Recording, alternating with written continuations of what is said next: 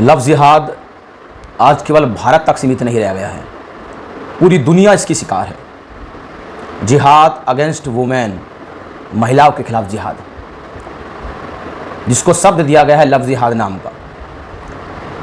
लेकिन इस शब्द को मैं सही नहीं मानता। लफ्ज़ जिहाद यानी प्यार के बाद जिहाद करना, इसका जो सबसे प्योर वर्ड है, जो सबसे प्योर शब्द है, वो जिहाद अगेंस्ट वुमेन है, यानी महिलाओं के खिलाफ जिहाद। किसी भी संस्कृति को, किसी भी धरोहर को, किसी भी समाज को अगर समाप्त करना है तो समाज की महिलाओं को आप बर्बाद कर दीजिए। महिलाओं को स्वतंत्रता के नाम पर आप उनको नग्न होना सिखा दीजिए।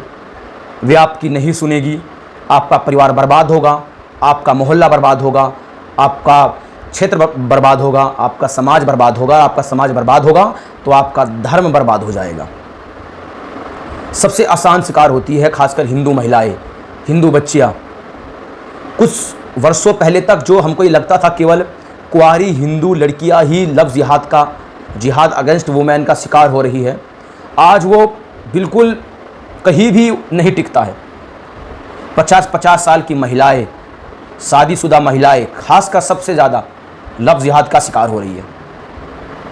वैसे तो पूरे देश भर में, पूरी दुनिया में रोज़ाना ऐसे मामले सामने आते हैं जहाँ पर महिलाओं के साथ जिहाद किया जाता है, उनके साथ प्यार का झूठा खेल खेला जाता है, उनको फंसाकर, अपनी हवस को मिटाकर उनको मार दिया जाता है।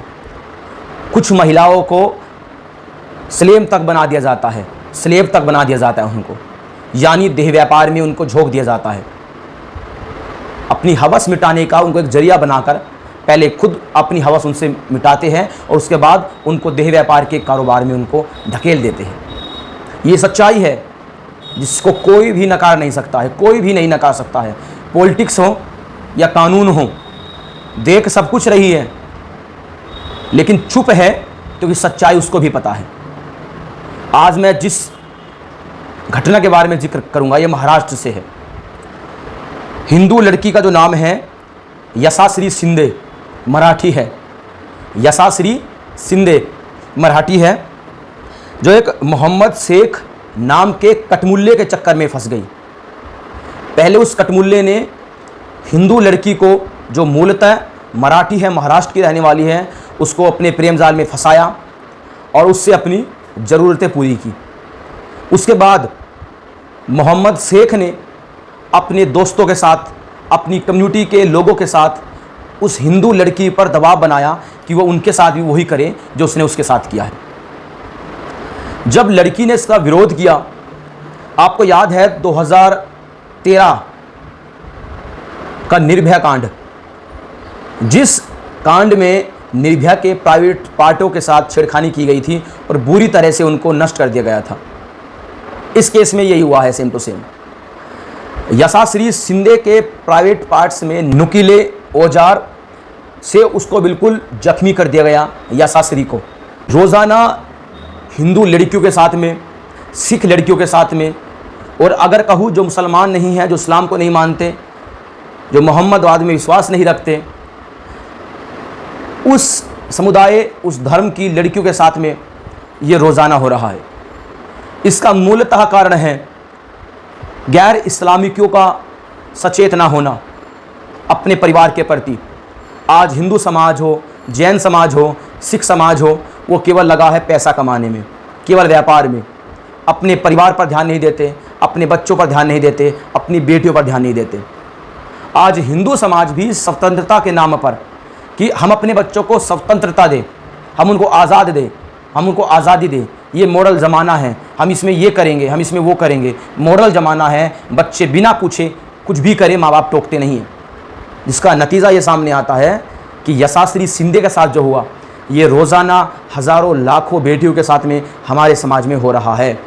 और मोहम्मद शेख जैसे लोग, इनको बैकअप कहाँ से मिलता है? इनको बैकअप इनकी नज़दीकी मस्जिदों से मिलता है। ये मैं बड़ी गंभीरता से बात कर रहा हूँ।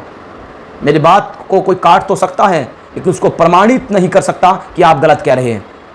ये नहीं कह सकता डॉक्यूमेंट्स के साथ में कि आप गलत कह रहे हैं। न जाने ऐसे कितने न्यूज़पेपर, न्यूज़ कटिंग वायरल हुई है जिसमें ये सरेआम न्यूज़पेपरों में इश्तहार निकाला गया है कि हिंदू लड़की के साथ लफ्ज़ जिहाद करोगे तो इतना पैसा मिलेगा, हिंदू समाज की, गुप्ता समाज की लड़की के साथ में करोगे, वैश्य समाज की लड़की के साथ में करोगे, शूद्र समाज की लड़की के साथ में करोगे, जैन समाज की लड़की के साथ में करोगे, सिखों की लड़की के साथ में लफ्ज़ जिहाद करोगे, इतना पैसा मिलेगा। ये आपने भी देखा होगा, अखबारों में इसके इश्तहार निकलते हैं।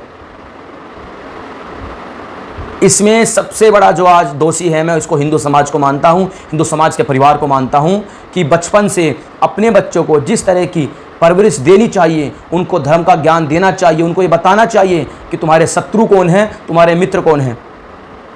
आज हम अपने बच्चों को बड़ी बड़ी यूनिवर्सिटी में भेज रहे हैं, हम उनको क्या बता रहे हैं? हम उनको बता रहे हैं कि सेकुलरिज्म एक बहुत अच्छी शब्द है, सेकुलरिज्म एक बहुत अच्छा शब्द है और ये देश सेकुलर है, ये देश गांधी को मानने वाला है।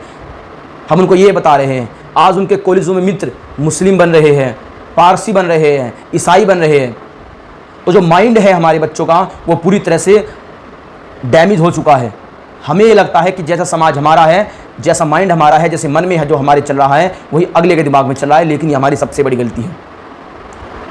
हमारा जो शत्रु है उसका बिल्कुल क्लियर कट टू कट उसका एक ही मिशन है, किसी भी तरीके से सनातन समाज की बेटियों को बर्बाद करके सनातन समाज को ध्वस्त कर दिया जाए, उसको समाप्त कर दिया जाए। सिख समाज के साथ भी यही हो रहा है, जैन समाज के साथ भी यही हो रहा है,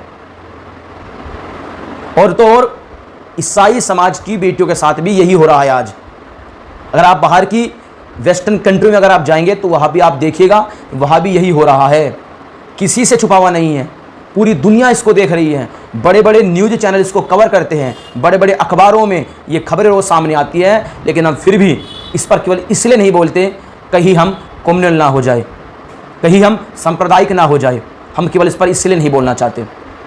आप कब तक सांप्रदायिक कम्युनल होने से आप बचेंगे? कभी ना कभी तो आपको सच्चाई बोलनी पड़ेगी और आपको सामने आना पड़ेगा। और मैं कुछ नहीं कहना चाहूँगा, यही कहूँगा कि इस वीडियो को जो भी देखे आप हर उस परिवार तक पहुँचाए जो आज़ादी को ये समझता है कि आज़ादी का मतलब नग्नता होती है। आज़ादी का मतलब अपने समाज से, अपने धर्म से, अपने संप्रदाय से, अपनी भक्ति मार्ग से भटक ज़्यादा ही आज़ादी होती है। आज़ादी ये नहीं होती मेरे भाइयों, आज़ादी होती है अपने बलबूते पर कर्म करो बिना फल की इच्छा किए हुए और अपने शत्रु को समाप्त कर दो। उसके लिए जो आपको मार्ग अपनाना पड़े उस मार्ग को अपनाओ, आपको पूरी आज़ादी है।